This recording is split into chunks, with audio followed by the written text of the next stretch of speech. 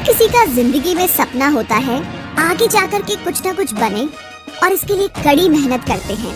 कुछ लोग जिंदगी में डॉक्टर बनना चाहते हैं, कुछ इंजीनियर तो कुछ आईएएस बनकर के देश के लिए सेवा करना चाहते हैं और अपना नाम रोशन करना चाहते हैं। लेकिन एक आईएएस ऑफिसर बनना इतना आसान नहीं है। इसके लिए काफी हार्डवर्क के साथ स्मार्ट स्टडी करना भी बहुत जरूरी है। तो आज आप जानेंगे कि आईएएस कैसे बना जाए और आपको आईएएस एग्जाम के बारे में पूरी जानकारी होनी चाहिए। आईएएस भारत की सर्वश्रेष्ठ पढ़ाई में से एक मानी जाती है। इस एग्जाम को पास करने के लिए लाखों स्टूडेंट्स हर साल एग्जाम देते हैं, लेकिन सिर्फ कुछ गिने चुने तेज दिमाग वाले और स्मार्ट स्टूडेंट ही इस एग्जाम को क्लियर कर पाते हैं। और कुछ स्टूडेंट्स ऐसे होते हैं जिनको आईएएस एग्जाम की कुछ भी जानकारी नहीं होती और फिर भी वो एग्जाम देने बैठ जाते हैं। इसीलिए कहा जाता है कि किसी भी तरह एंट्रेंस एग्जाम देने से पहले उसके बारे में पूरी जानकारी लेनी चाहिए। तो आइए सबसे पहले जान लेते हैं कि आईएएस क्या होता है, आईएएस ऑफिसर की पावर क्या है और ये क्या काम करते हैं और एक आईएएस बनने के लिए क्या क्वालिफिकेशन चाहिए। इसके बाद हम जानेंगे कि कैसे एक आईएएस ऑफिसर बने और भी आगे उसकी पूरी जानकारी। तो आईएएस का full form Indian administrative service है, जिसे हम भारतीय प्रशासनिक सेवा यानी आईएएस भी कहते हैं। हर साल यूपीएससी कंडक्ट करती है। यूपीएससी हर साल करीब 24 सर्विस देने के लिए एग्जाम कंडक्ट करती है, जिसमें आईएएस, आईपीएस, आईआरएस इत्यादि। यूपीएस में आईएएस एग्जाम क्लियर करने के बाद आपको अलग अलग जोन में भेजा जाता है, जैसे कि डिस्ट्रिक्ट मजिस्ट्रेट यानी कि डीएम, एसडीएम इत्यादि। और भी कई सारे पोस्ट होते हैं जो आपको आईएएस एग्जाम क्लियर करने के बाद दिया जाता है। हर आईएएस ऑफिसर का काम अपने अपने जोन में अलग अलग होता है। तो अब अगर बात की जाए कि क्राइटेरिया क्या होता है आईएएस ऑफिसर के लिए, एज लिमिट क्या है, एग्जाम अटेम्प्ट लिमिट क्या है, तो इसके लिए कैंडिडेट इंडिया, नेपाल या भूटान का होना चाहिए। आप ग्रेजुएट होने चाहिए किसी भी सब्जेक्ट या स्ट्रीम में। आपकी उम्र 21 से 32 साल होनी चाहिए। जनरल स्टूडेंट के लिए इस कैटेगरी में स्टूडेंट सिर्फ 6 बार इस एग्जाम को दे सकते हैं। SC/ST के लिए उम्र 21 से 37 साल तक होनी चाहिए और इस कैटेगरी के स्टूडेंट के लिए कोई एग्जाम अटेम्प्ट लिमिट नहीं है। आप जितनी बार भी चाहे एग्जाम दे सकते हैं। OBC के लिए 21 से 35 साल तक होनी चाहिए और इस कैटेगरी के स्टूडेंट 9 बार अटेम्प्ट कर सकते हैं एग्जाम के लिए। फिजिकली डिसेबल कैंडिडेट के लिए 21 से 42 साल तक की एज रखी गई है और इस कैटेगरी में जनरल और OBC के लिए कुल 9 अटेम्प्ट दिए गए हैं।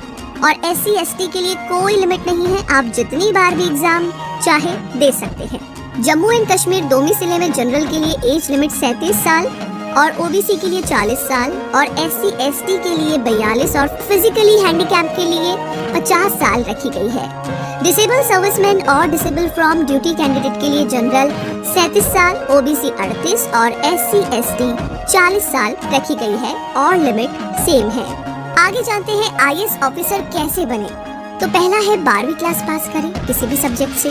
अगर आपको आईएएस ऑफिसर बनना है तो इसके लिए सबसे पहले आपको 12वीं की परीक्षा पास करनी होगी। अगर आप अभी स्कूल में हैं तो किसी भी स्ट्रीम से, चाहे वो साइंस हो, कॉमर्स हो, आर्ट्स सब्जेक्ट हो, बस आपको सबसे पहले 12th पास करनी होगी। दूसरा है ग्रेजुएशन पूरी करें किसी भी कोर्स में। जैसे ही आप 12th पास कर लें, इसके बाद अब आपको अपने हिसाब से जिस किसी भी सब्जेक्ट में इंटरेस्ट है उसमें अपनी ग्रेजुएशन की डिग्री पूरी करनी होगी, क्योंकि एक आईएएस ऑफिसर बनने के लिए ग्रेजुएट होना बहुत जरूरी है। तभी यूपीएससी की सिविल सर्विस एग्जाम में आप बैठ सकते हैं। बिना ग्रेजुएशन या डिग्री के आप इस एग्जाम को नहीं दे सकते। तीसरा है अब यूपीएससी एग्जाम के लिए अप्लाई करें। जी हाँ, जैसे ही आपकी ग्रेजुएशन पूरी हो जाए तो इसके बाद यूपीएससी एग्जाम के लिए अप्लाई करना होगा, या फिर आप चाहे तो फाइनल ईयर में भी इस एग्जाम के लिए अप्लाई कर सकते हैं। तो अगर आप आईएएस, आईपीएस, आईआरएस जैसे एग्जाम देना चाहते हैं तो सभी के लिए आपको यूपीएससी एग्जाम देना होगा, क्योंकि यूपीएससी ही इन एग्जाम्स को कंडक्ट करता है और ये सबसे मुश्किल एग्जाम है। जैसे ही आप यूपीएससी एग्जाम के लिए अप्लाई कर देते हैं तो इसके बाद आपको 3 मेन एग्जाम को क्लियर करना होगा। सबसे पहला होता है प्रीलिमिनरी एग्जाम, दूसरा द मेन एग्जाम और लास्ट में होता है इंटरव्यू। फोर्थ है अब प्रीलिमिनरी एग्जाम क्लियर करें।